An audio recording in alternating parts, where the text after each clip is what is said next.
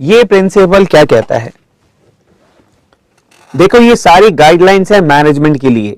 हमारा कॉन्सेप्ट है मैनेजमेंट क्या होता है, और मैनेजमेंट को ही समझने के लिए हम इन गाइडलाइंस को यूज कर रहे हैं, सीख रहे हैं। अगर ये गाइडलाइंस हम प्रॉपर तरीके से फॉलो करते हैं तो हम एक अच्छे मैनेजर बन सकते हैं और अपने काम को अच्छे से मैनेज कर सकते हैं। तो ये चौथा प्रिंसिपल है जो हेनरी फ्योल ने हमें सजेस्ट किया, और इसका नाम है subordination of individual interest to general interest. यहां पर हेनरी फ्योल का कहना था कि मान लो आपकी लाइफ में ऐसी ऑप्शन आए कि एक तरफ आपके पास में अपना हित है, अपना इंटरेस्ट है, और दूसरी तरफ ऑर्गेनाइजेशन का इंटरेस्ट है, तो आपको कौन सा फॉलो करना चाहिए? हाँ, बड़े अच्छे बन रहे हो। ऑर्गेनाइजेशन के हित के लिए सोचना चाहिए ना। ये कहना बड़ा आसान है भैया, मुझे पता था ये आंसर निकालोगे आप। यही बोलोगे आप कि सर अगर ऐसा हो ना, अगर हमारा इंटरेस्ट हो और ऑर्गेनाइजेशन का इंटरेस्ट हो, तो सबसे पहले हम उसके बारे में सोचेंगे, अपने बारे में नहीं सोचेंगे, है ना भैया। सारी बातें तो ऐसी ही करते हैं लेकिन करते नहीं है। और हेनरी फ्योल का यह कहना था कि अगर आप ऐसा करते हो, क्या करते हो कि भैया आपके सामने दो इंटरेस्ट आ जाएं, एक आपका अपना और एक ऑर्गेनाइजेशन का, यानी कि आपको एक फायदा चूज करना है, एक में आपका फायदा है और दूसरी ऑप्शन में ऑर्गेनाइजेशन का फायदा है, तो आप कौन सा चूज करोगे? थियोरेटिकली तो सुनने में अच्छा लग रहा है आप लोगों से कि हाँ सर हम जो है ऑर्गेनाइजेशन के इंटरेस्ट के लिए चूज करेंगे, अपने लिए नहीं करेंगे, लेकिन एक्चुअल में ही हेनरी फ्योल ने यही सजेस्ट किया था कि हमें दिल से ही ऐसा करना चाहिए। बताऊं क्यों? क्योंकि भैया आप भी तो उस ऑर्गेनाइजेशन का एक हिस्सा हो। भाई अगर जहाज डूब जाएगा तो डेफिनेटली आप भी तो डूबोगे भाई। अगर आप अपने फायदे के बारे में ही सोचोगे हर बार और ऑर्गेनाइजेशन का फायदा नहीं सोचोगे तो जहाज एक दिन डूब जाएगा। जहाज डूबेगा तो भैया आप कैसे बचोगे? चलो अब हम एक एग्जाम्पल लेते हैं और इस प्रिंसिपल को समझने की कोशिश करते हैं। ठीक है, एक बार क्या हुआ, मिस्टर सिंह का फैमिली फंक्शन था। मिस्टर सिंह ने अपने ऑफिस के अंदर एप्लीकेशन भी दे दी 15 दिन पहले कि भाई 15 दिन के बाद में मेरे घर में यानी कि चंडीगढ़ में, मिस्टर सिंह रहते कहां हैं? दिल्ली में रहते हैं, और मिस्टर सिंह का जो होम टाउन है चंडीगढ़, वहां पर फंक्शन है। मिस्टर सिंह ने 15 दिन पहले एप्लीकेशन सैंक्शन करा ली कि भैया इन 3 दिन के लिए मैं छुट्टी पर रहूंगा, मेरे घर में फंक्शन है। अब वो दिन आ गया जिस दिन फंक्शन है। मिस्टर सिंह सुबह सुबह दिल्ली से निकले चंडीगढ़ के लिए अपने फंक्शन को अटेंड करने के लिए। जैसे ही वो चंडीगढ़ पहुंचे, उनको वहां पर एक इंफॉर्मेशन मिली कि कुछ फॉरेन डेलीगेट्स हैं जो आज शाम को कंपनी में आ रहे हैं और कंपनी की एक अर्जेंट इंपॉर्टेंट मीटिंग है, और उस मीटिंग से ऑर्गेनाइजेशन को बहुत फायदा हो सकता है। अब ध्यान से सोचो, मिस्टर सिंह के पास 2 ऑप्शन है। पहली ऑप्शन यह है कि वो फंक्शन अटेंड कर ले और उनको कोई रोक नहीं सकता, क्योंकि वो जबरदस्ती छुट्टी लेकर नहीं गए। दूसरी बात, वो छुट्टी उनको सैंक्शन थी, वो पूरी परमिशन लेके गए थे। तीसरी बात, ये अचानक नहीं गए थे, उन्होंने 15 दिन पहले ही कंपनी को इन्फॉर्म कर दिया था। तो वो चाहें तो छुट्टी आराम से एंजॉय कर सकते हैं और उन पर कोई भी ऑब्लिगेशन नहीं आएगी, कोई भी उन पर क्वेश्चन मार्क नहीं करेगा। दूसरी तरफ उनको ये नजर आ रहा है कि ऑर्गेनाइजेशन का बहुत फायदा हो सकता है अगर वो इस मीटिंग में पार्टिसिपेट करते हैं। कुछ फॉरेन डेलीगेट्स आ रहे हैं, है ना। तो आप मिस्टर सिंह के पास 2 ऑप्शन हैं। एक कि भैया वो चंडीगढ़ में भंगड़ा डालें अपने सारे दोस्तों के साथ, दूसरा वो वापस दिल्ली आकर के उस मीटिंग को अटेंड करें। अब मैं आपसे पूछता हूं, अगर आप मिस्टर सिंह की जगह होते तो आप क्या करते? आप बोलते सर आराम से भंगड़ा डालते, क्या कंपनी छोड़ो ना, नहीं? अच्छा, ज्यादा समझदार हो आप, दिल्ली आ जाते। Very good. हेनरी फ्योल ने यही कहा, subordination of individual interest. Subordination का मतलब होता है सरेंडर कर देना। किसको? इंडिविजुअल इंटरेस्ट को, यानी अपने पर्सनल हित को, पर्सनल इंटरेस्ट को। किसके लिए? जनरल इंटरेस्ट के लिए, यानी कि ऑर्गेनाइजेशन के हित के लिए, ऑर्गेनाइजेशन के इंटरेस्ट के लिए। हेनरी फ्योल ने यह सजेस्ट किया, सबऑर्डिनेशन यानी सरेंडर कर देना। मिस्टर सिंह ने भी ऐसा ही किया। उन्होंने क्या किया? उन्होंने बोला, यार भंगड़ा ही तो पाना है भाई, शाम को डाल लेंगे, रात को डाल लेंगे, अपना ही तो घर है, यहां कौन सी कोई रेस्ट्रिक्शन है। मिस्टर सिंह बिल्कुल वहां से वापस निकले इमीडिएटली और शाम को दिल्ली वापस आ गए। उन्होंने मीटिंग अटेंड की और मीटिंग अटेंड करने के बाद वापस चंडीगढ़ चले गए। क्या करने? है भंगड़ा पाने। राइट। अब इससे क्या हुआ? इससे ऑर्गेनाइजेशन को बहुत फायदा हुआ, ऑर्गेनाइजेशन को बहुत बड़ा कॉन्ट्रैक्ट मिला और इससे कंपनी को बहुत प्रॉफिट हुआ। और कंपनी ने भी क्या किया? सुनो, ये बात पूरी नहीं हुई। कंपनी ने भी क्या किया? कंपनी ने मिस्टर सिंह को, जो कि मैनेजर थे, उनको जनरल मैनेजर की पोस्ट पे शिफ्ट कर दिया, उनका प्रमोशन कर दिया, क्योंकि उन्हीं की वजह से कंपनी को एक बहुत बड़ा कॉन्ट्रैक्ट मिला। मैं चुप क्यों हो गया? अरे ध्यान से समझो यार, देखो कितना फायदा हुआ। मिस्टर सिंह ने अपने इंटरेस्ट को सरेंडर करके ऑर्गेनाइजेशन के इंटरेस्ट को प्रेफर किया। इसका मतलब यह है इंडिविजुअल इंटरेस्ट को सरेंडर करना। अब कंपनी को भी फायदा हुआ और मिस्टर सिंह को भी फायदा हुआ। इसका मतलब इस सिचुएशन में यह प्रिंसिपल स्ट्रिक्टली फॉलो हो रहा है। इस प्रिंसिपल का नाम है subordination of individual interest to general interest. अब इसका एक रिवर्स सिचुएशन समझते हैं। बेटा ये जो मैंने आपसे अभी डिस्कस किया ना मिस्टर सिंह के बारे में, बिल्कुल ऐसी ही केस स्टडी आपके बोर्ड एग्जाम में आती है बेटा। जो सिचुएशन मैं आपको अभी डिक्टेट कर रहा हूं, ऐसी ही सिचुएशन आपको एग्जाम में रिटन फॉर्म में मिलेगी और आपसे पूछा जाएगा कि बताओ कौन सा प्रिंसिपल है जो फॉलो हो रहा है। बात समझ आ गई? और केस स्टडी इसी को बोलते हैं बेटा, सिचुएशन को केस स्टडी बोला जाता है। यानी you would be given a situation और आपको उसमें एनालाइज करने के लिए कहा जाएगा। अब इस एग्जाम्पल में देखो जरा, इस एग्जाम्पल में दिया हुआ है, according to this principle interest of an organisation should take priority over the interest of any one individual employ. आपने एग्जाम्पल पढ़ा मिस्टर अमेरिका वाला, पढ़ो इसको जरा।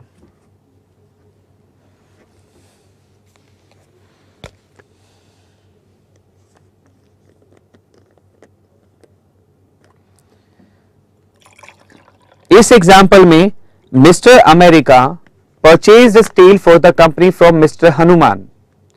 मिस्टर अमेरिका ने स्टील परचेज किया है मिस्टर हनुमान से। यानी मिस्टर अमेरिका कौन है यहां पर?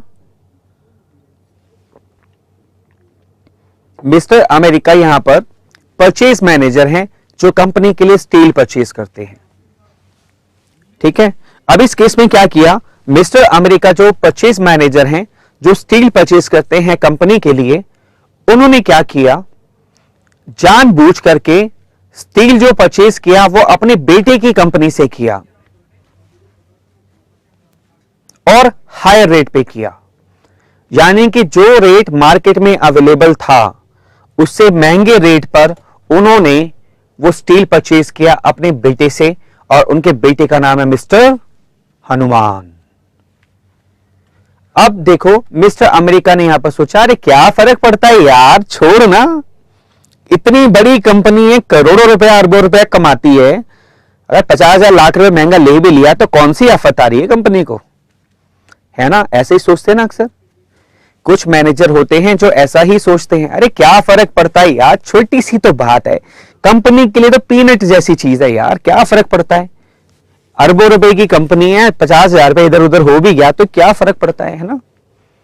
तो मिस्टर अमेरिका ने ऐसा ही किया। और स्टील जो परचेज कर लिया हायर रेट पे अपने बेटे से।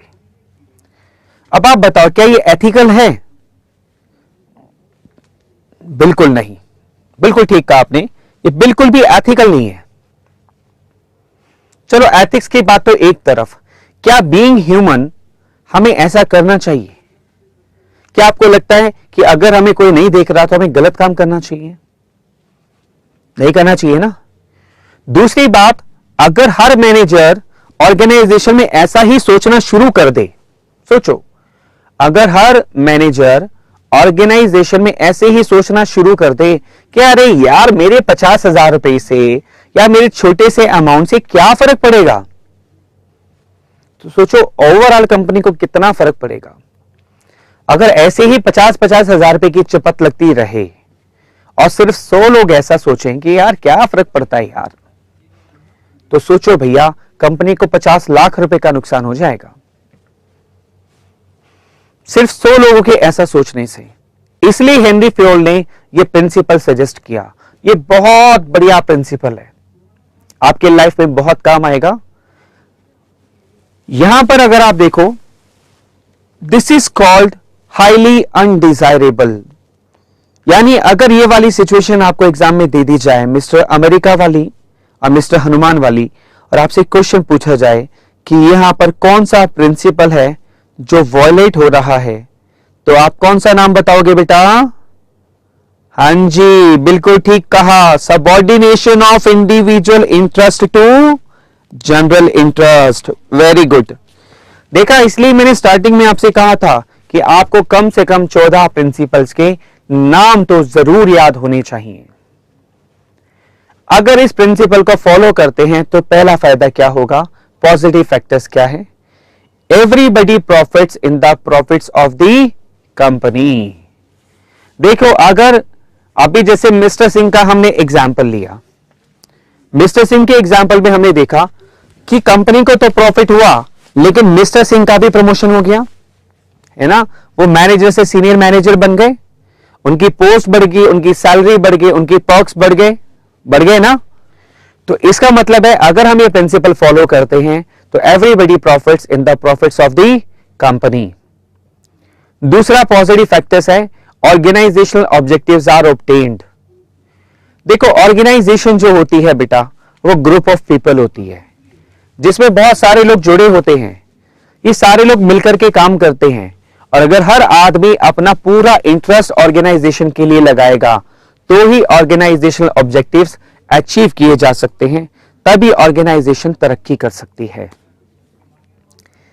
तीसरा आता है coordination between the individual and organisational objectives, यानी कि यहां पर अब इस केस में जो अभी हमने मिस्टर सिंह का एग्जाम्पल लिया, उसके अंदर दोनों के ऑब्जेक्टिव कोऑर्डिनेट हो गए, इंडिविजुअल का भी और ऑर्गेनाइजेशन का भी।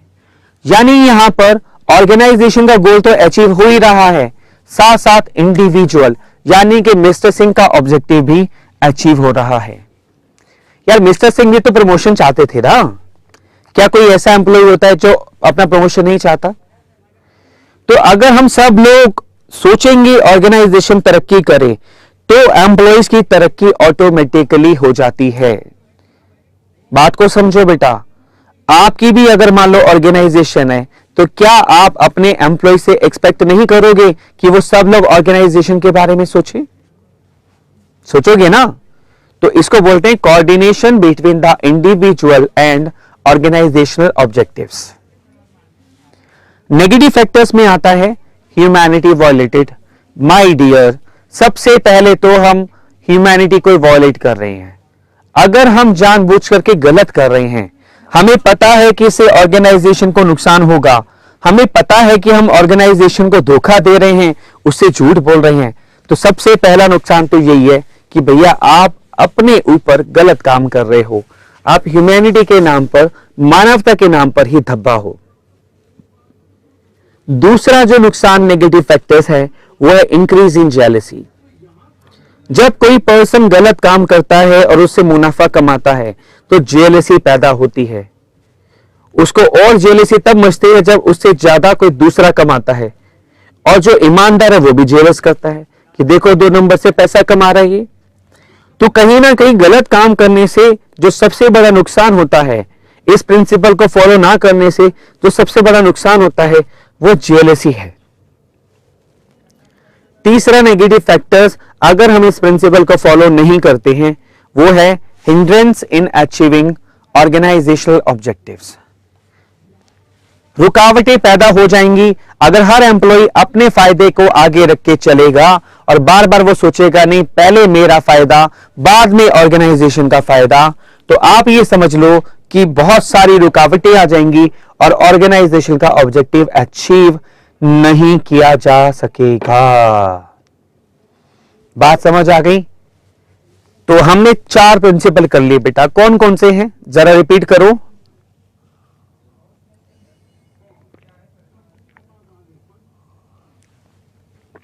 पहला कौन सा था? यू से यूनिटी ऑफ कमांड, एस से स्केलर चेन और ए से अथॉरिटी एंड रेस्पॉन्सिबिलिटी, राइट। चौथा प्रिंसिपल सिस्टर का S, subordination of individual interest to general interest. Very good, subordination of individual interest to general interest. अब आते हैं हम 5वें प्रिंसिपल पे, सिस्टर के आई पर। ये सिस्टर का आई क्या है?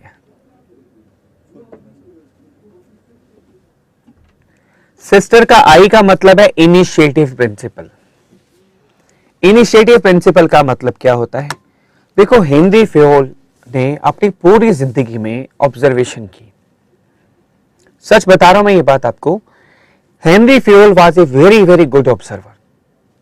और एक बात नोट कर लेना, by background he was a mining engineer. Mining का मतलब होता है खदानें खोदना, कोयले की कोल्स की जो माइंस होती है ना, उसके वो इंजीनियर थे। तो उन्होंने लगभग हर लेवल पे काम किया। बाद में वो एक कंपनी के डायरेक्टर भी बने और वो कंपनी बैंक करप्सी की तरफ बढ़ रही थी। हेनरी फ्योल ने अपने लाइफ के अंदर कुछ गाइडलाइंस को यूज करके उस डूबती हुई कंपनी को उबार के लाए थे। तो he was having a long experience of management from a mining engineer to a director. उन्होंने अपनी लाइफ में बहुत सारी चीजों को ऑब्जर्व किया, सीखा और वो उन्होंने गाइडलाइंस के फॉर्म में लोगों को दिया। आज भी हम उन सब चीजों को पढ़ रहे हैं। उसमें सबसे बेहतरीन प्रिंसिपल था जिसको आप हर जगह यूज कर सकते हो, वो प्रिंसिपल है इनिशिएटिव प्रिंसिपल। कौन सा? Initiative principle my dear. Initiative principle क्या कहता है?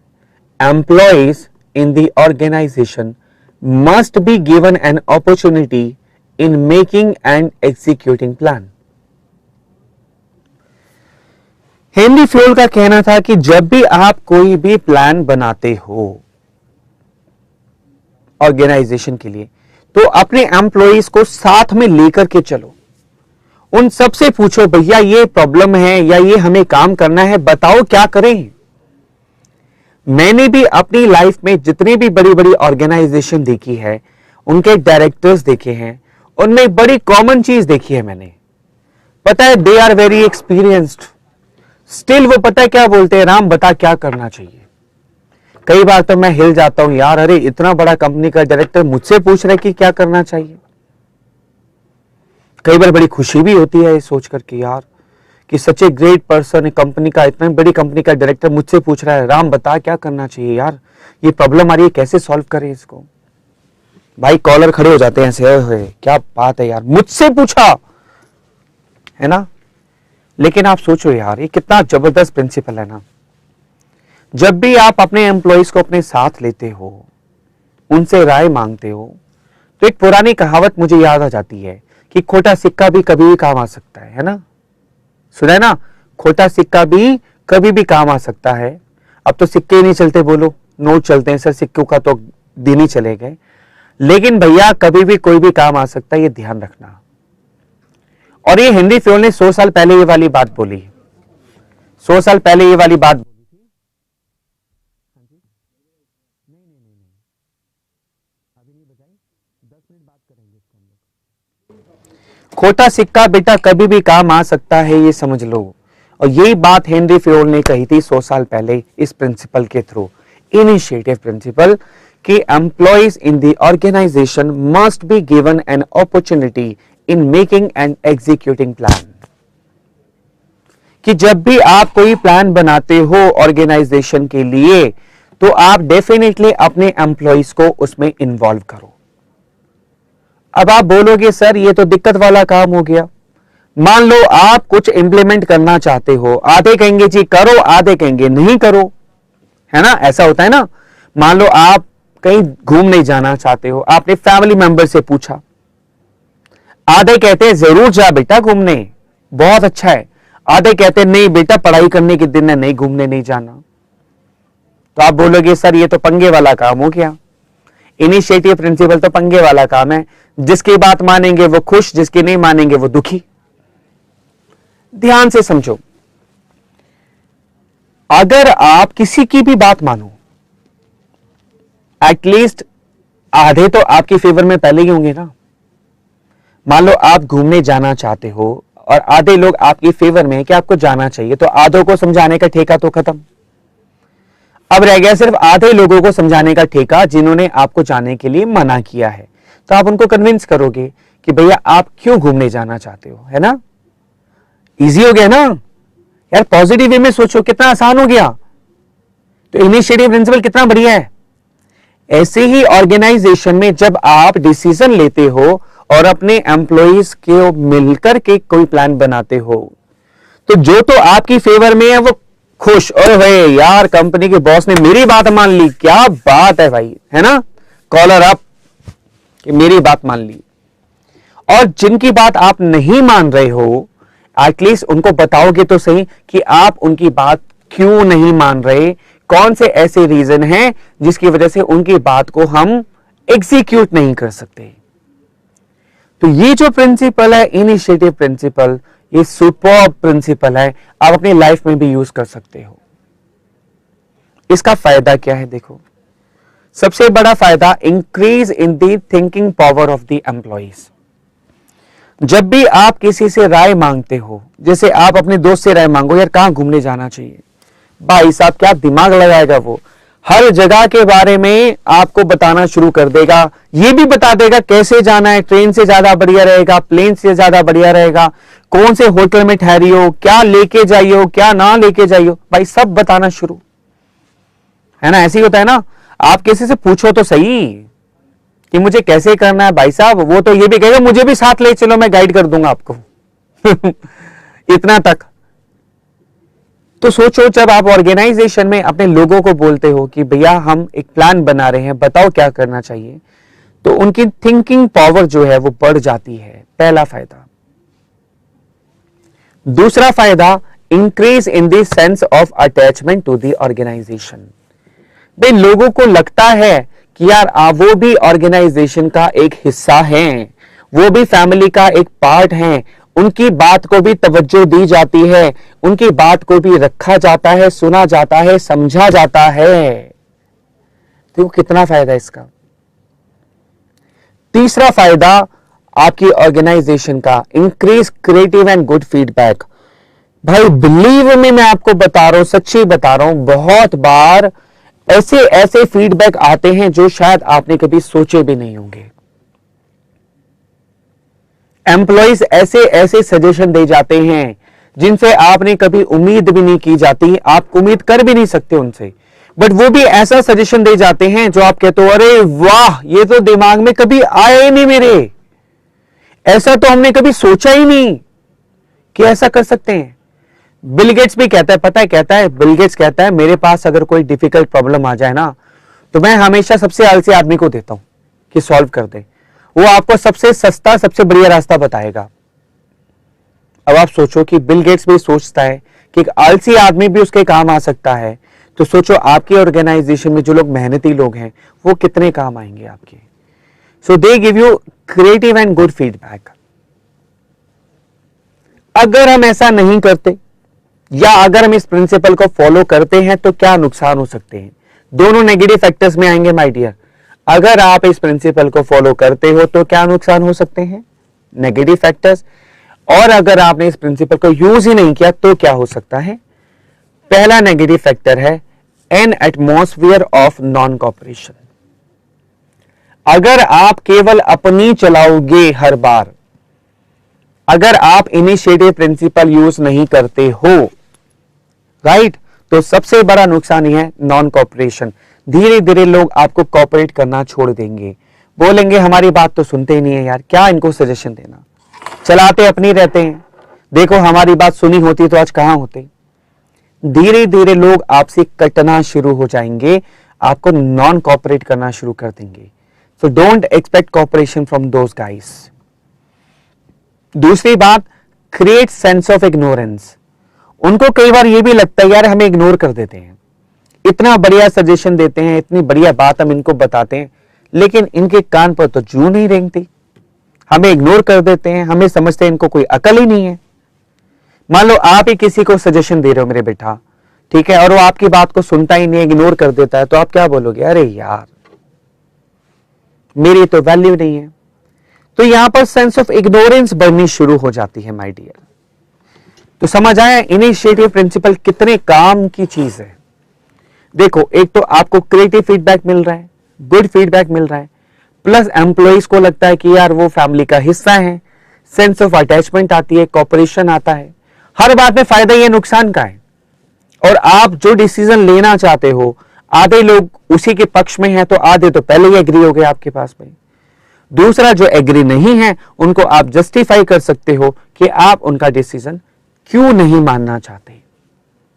This is called initiative principle. बात समझ आ गई? अब देखो, आज हमने जो डिस्कस किया वो पहला ये था कि ये प्रिंसिपल्स आए कैसे, है ना। यूएसए में एक सिस्टर थी हेनरी फयोल की, जो सीईओ थी, चीफ एग्जीक्यूटिव ऑफिसर थी एक कंपनी की। उस कंपनी का नाम क्या था? हां, दिल धड़के यूं ही। तो याद रहेगा, पहली जो आपकी इंपॉर्टेंट चीज है, इन 14 के 14 प्रिंसिपल्स के नाम आपको याद होने चाहिए, राइट। उसके बाद हम वन बाय वन प्रिंसिपल पे चलेंगे। यू से यूनिटी ऑफ कमांड, तो उसमें ध्यान रखना है वन सुपीरियर वन सबऑर्डिनेट।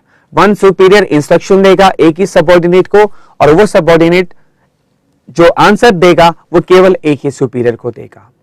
उसके बाद पॉजिटिव और नेगेटिव फैक्टर्स आपको रिकॉल करने हैं। यू के बाद हम आए थे एस पर।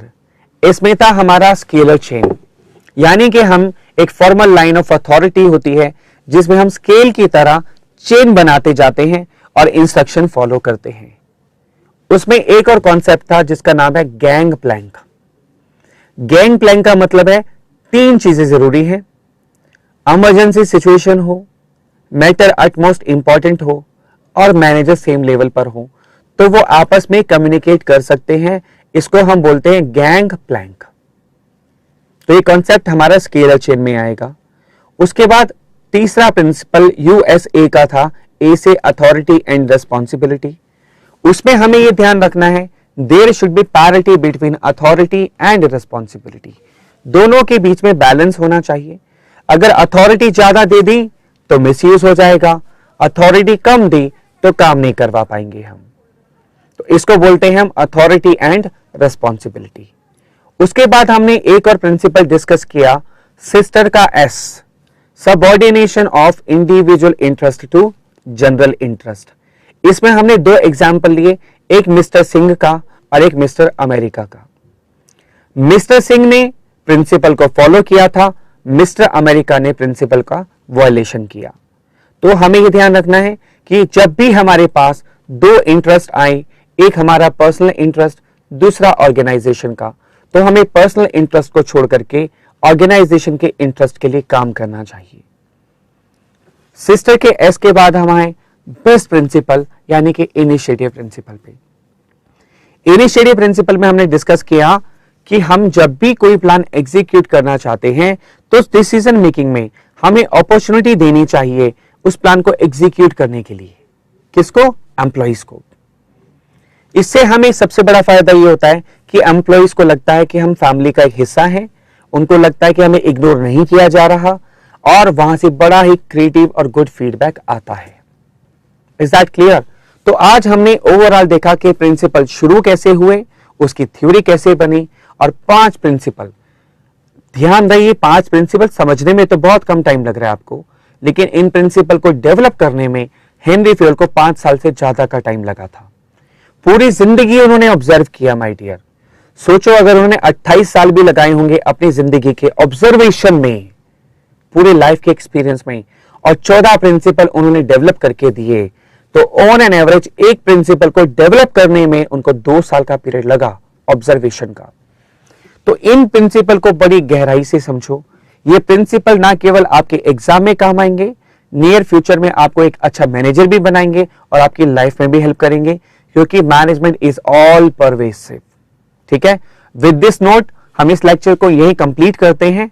नेक्स्ट लेक्चर में हम डिस्कस करेंगे आगे के प्रिंसिपल्स जो हेनरी फ्यूएल के हैं, उन प्रिंसिपल को डिस्कस करेंगे। टिल देन आपको याद होना चाहिए इन 14 प्रिंसिपल्स के नाम और ये आपके 5 प्रिंसिपल्स। ठीक है, तो मिलते हैं अगले लेक्चर में अगले प्रिंसिपल्स के साथ। Till then take care, bye bye.